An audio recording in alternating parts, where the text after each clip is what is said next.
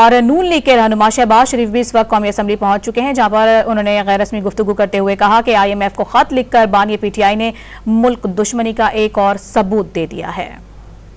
آج میں نے پڑھا ہے سب میں کہ آئی ایم ایف کا جو اس کو لیٹر لکھا ہے عمران خان نے کہ پاکستان کے جو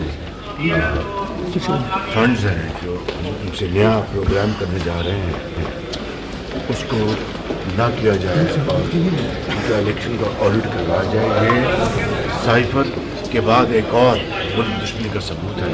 اس کے بعد کسی کو کوئی شک نہیں رہنا چاہیے۔ نیازی یہ چاہتے ہیں خدا نخواستہ پاکستان مکمل تباہی کا شکار ہو جائے۔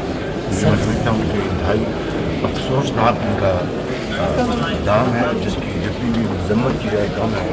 کوئی پاکستانی چاہے اس کے کیسے بھی سیاسی اختلافات ہیں کبھی وہ ملک کے لیے دعا نہیں کرتا، کبھی وہ ملک دشمن نہیں کرتا۔